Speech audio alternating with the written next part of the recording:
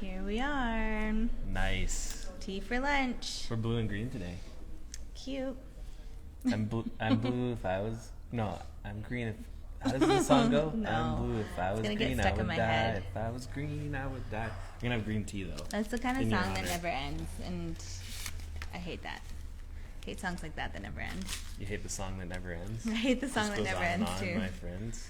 Oh, it's gonna get stuck in my head now. What are you drinking? I'm doing caffeine-free lemon. What is this? Lemon? Yeah. Lemon tea? Meyer lemon. Yeah, this is actual lemon tea. You got this because of what I've said about lemon tea in the past. I knew you'd love it. One time Nice. Mitzi offered me lemon tea and then brought me water with a slice of lemon in it.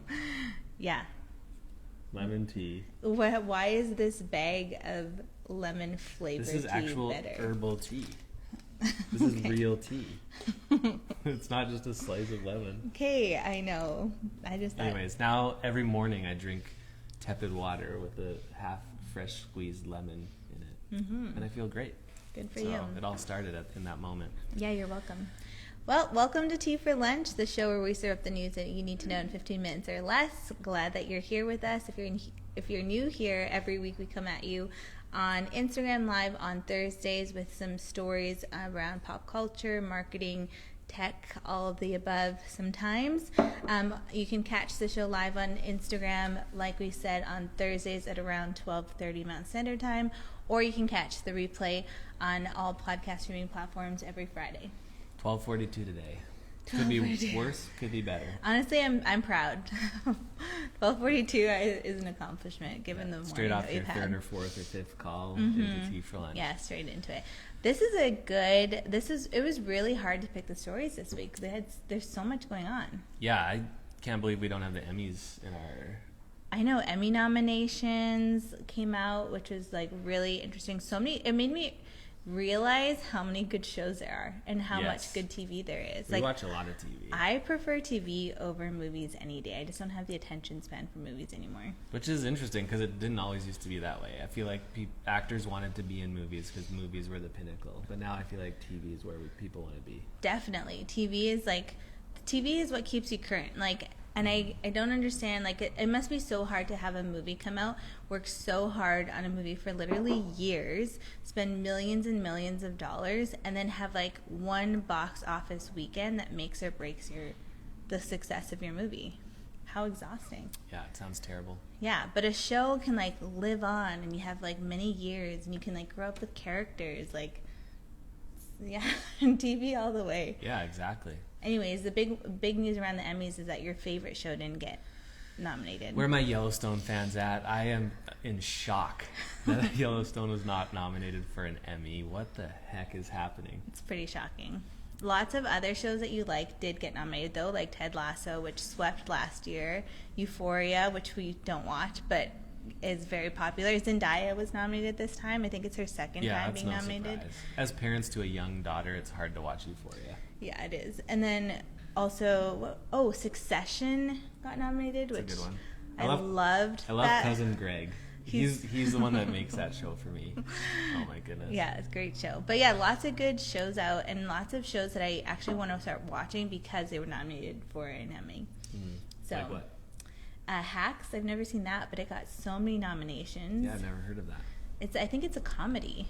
Okay. And then Ozark got a ton of nominations. Yeah, I've tried to get us into that one a couple times. I just don't like how it looks, honestly. It just is too Very moody. grayscale and kind of depressing. Yeah.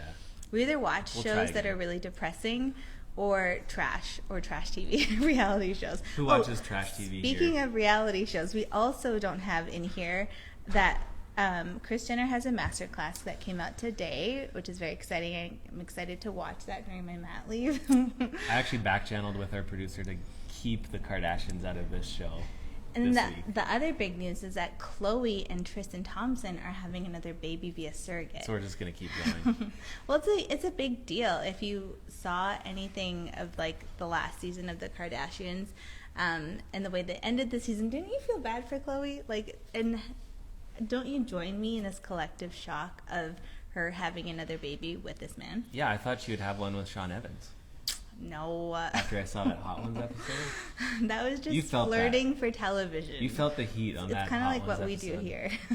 You're not flirting with me. You're talking about the Kardashians again. Anyways, that is big news, and wish her all the best.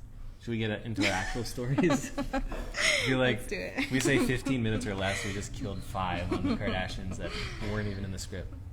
Okay, let's get into it. Our first story of the day, Instagram has released a couple new features. First, something that our team is really excited about is Instagram's API is opening up to scheduling tools for auto-posting Reels, which is a huge deal. If you don't work in social media or if you don't post on Instagram very often, you might not know that you actually couldn't schedule Reels. You'd have to like go and post them manually. So it's a huge deal that you can actually schedule them and that they'd get auto-posted. So that's really exciting, and it allows you to like preview your feed with the Reels. And that's a huge deal too, because before, like if you're posting Reels consistently, you'll get like a preview of your feed that doesn't have the Reels in it. So you're like, this isn't actually helpful for me if I have like Reels like in here. And even like reporting and measuring in post, like now publishers, if you use a publisher like for a brand or for your own like creator content, like now you can actually see Reels and their performance metrics in your publisher reporting tool. Yeah, so we're very excited about that. The other big update, Instagram's released a new feature called Notes, which I feel like has just been so funny to watch. We're not really sure what the plan is for Notes or why it's there. Everyone who's been like posting Notes is like, who asked for this? Like, this is not helpful for anyone, or no one's like interested in having this. It's like bringing us back to Facebook status days where there was like a pinned note of like where you're at for the day. I feel like it even brought me back even further to like MSN. As your status. Yeah. Yeah. Like Facebook status, that was kind of whack. But MSN, I can vibe with that, you know? Yeah. All that to say, I'm still very confused. I haven't used it. I haven't really even read Notes except for maybe the first 3 that you I see didn't. at the top. I literally have read all of my notes. For someone who's like, this is a dumb feature. I don't know. As someone who said this is a dumb feature, I literally went through every single note that I could see and looked through it. And the thing I do like about having notes right now is that people can reply to your notes. So you get like more notifications and you're like, whoa, I'm like popping off. But it was just like 5 people who agreed that like Notes is a dumb feature. And they also don't get why we have it. Thank you, Adam, for Notes. Who knows what will happen? They've been busy. I feel like they even made an announcement today. I know it's not in the script, but it was about the subscription feature. Because they had just rolled it out to like 10,000 creators in the U.S. initially. But now they're opening it up to more people and with more features. So like it includes feed posts. You can post feed posts to just your subscribers, and you can also start chats with groups of your subscribers, up to 30 people at a time. You can have a private chat with. So maybe we'll have more information on that next week, but just wanted to get that hot breaking news off the top since we're on the topic. Yeah. Have you seen any brands use Notes well so far? Like I said, I haven't really read them, but I'll be on the lookout so we can talk about it later. Cool. I have. Some people are like, talk to us. Oh, this is their newest feature. Or like, I think Later actually had a note that said like, now available auto posting Reels. So I think that's kind of cool. Like it's your like first, like, I guess, impression or like message from the brand. You can like display it right there. Maybe we should drop some tea on Notes day to day, like tea for today. Yeah. And then only the best stories make it on tea for No, today. I think we should ask like existential questions and like ask people like, you know what, we need to get Manny to do this because he's like so good at like those weird crazy questions like, would you rather be in a room with 1 million snakes or 1 million bats? Like weird stuff like that. That's the kind of content I want to see in a note. All right. Task him. Okay, I will. Cool. Well, the next story is another person that makes it into Tea for Lunch pretty often, but for good reason. It's about Elon Musk, and he is officially trying to back out of his $44 billion deal to acquire Twitter.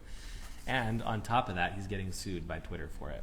So to recap, we all know that Elon made a play to buy Twitter, and first he joined their board, and then he left their board, and then he made an offer, and then it was accepted. And then he started to kind of go back and forth wanting more information from Twitter. He was all over Twitter tweeting about how he felt like Twitter was being withholding about information, like, for example, about spam accounts and fake accounts and how many accounts on Twitter were actually fake. And now it's got to the point where he's decided that he's going to retract his offer. But it's not that simple. Since the offer was accepted and they've gone as far as they have, there's cause for a lawsuit from the Twitter team, and they seem to be pretty confident that they'll still get the deal to go through. Board chairman Brett Taylor said, "The Twitter board is committed to closing this transaction on the price and terms agreed upon with Mr. Musk and plans to pursue legal action to enforce the merger agreement. We are confident we will prevail in the Delaware Court of Chancery." That sounds serious. Yeah. But anyways, they have a 62-page document outlining the different ways that Elon has acted in what they call bad faith, noting he wants to back out because the deal no longer serves his personal interests, which doesn't seem like a stretch. Can you legally force someone to buy something that they don't want to buy anymore? Depends how far you got. Like if there was like a letter of intent and they went through with an offer and then the offer was accepted, there's a point of no return.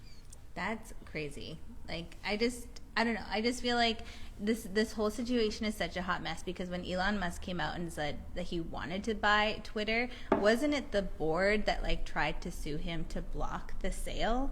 And then now they're coming out to sue him from making the sale. It's just like, make up your mind. I know. Do you want him to buy it or do you not want him to buy it? What a fiasco.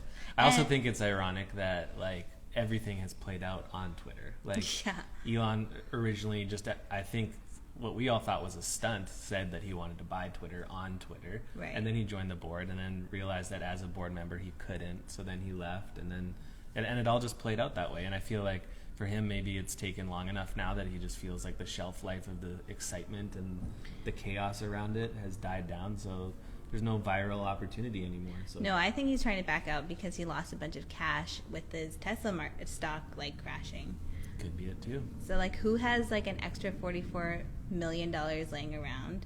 If anyone would, it would be him, but it sounds like he doesn't. He has a lot of money. I saw a meme somewhere that was like, if you made $10,000 a day for like 365 years or something like that, you'd still only have 15% of the wealth of Elon Musk. Crazy. Yeah. The dude's got cash. This line of like in bad faith is just so interesting to me. It's so subjective, like that he in bad faith is not like going forward with his offer, and that's like legal grounds to force him to do it. I would be more on the side of like, yeah, he probably has acted in bad faith and like he's just used to getting whatever he wants, however he wants it. But that's not how business works sometimes.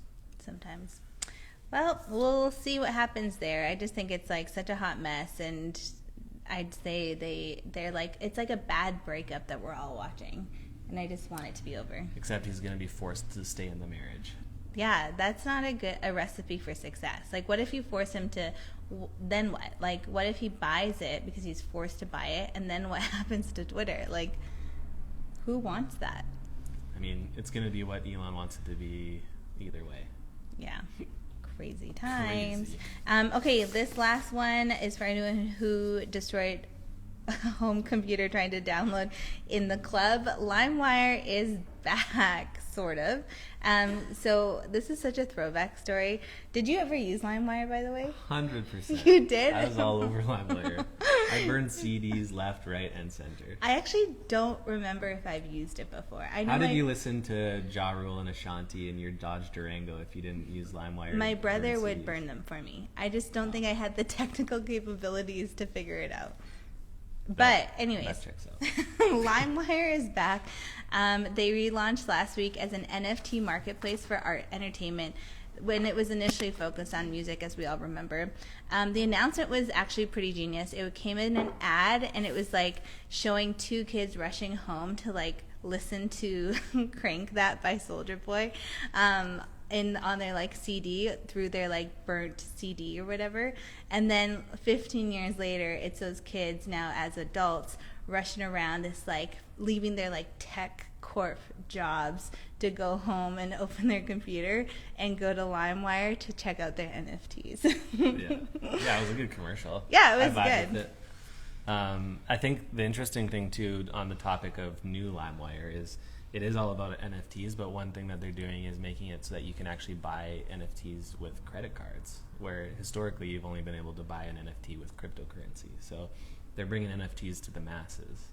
NFTs are still a thing. Like, I just feel like it's been weeks since I've heard about something. I just assumed it was like dying down. It wasn't a trend anymore. Like, are people still making NFTs and buying them? You're just in Kardashian TikTok. It's not on my algorithm, so I thought it stopped. No, NFTs are still going strong. That said, I am skeptical. Like, I don't know if they're going to be around forever. Lots of people swear by them, like Gary Vaynerchuk, but I don't know. We'll see. LimeWire's getting in the game. I'm just, like, it's cool that they're getting in the game. I'm just bummed I have to learn about it, because I truly thought it was behind me. Well, would you buy NFT art? True, like, actually? I don't know. I'm not at that place yet. I still just want like physical art that I can put up in my house. Yeah. Like, what's the point of having NFT art? Where do you put it? Well, I mean, you can get physical versions of NFT art, but really it's just kind of like another asset that you can own. And for some people, your Twitter like, how do you picture, look at it? Oh, your profile pic. You look at it, it's like something you hold like in a wallet, essentially. Cool. Online. So if you like open up your digital wallet, then you can see people's NFTs. Morgan's just laughing at us right now. Okay, I guess I have some homework to do. Yeah, you do. Except you're gonna try to make me do it for you. But anyways, now that we've whet your palate, go eat something more substantial. Thanks for joining us.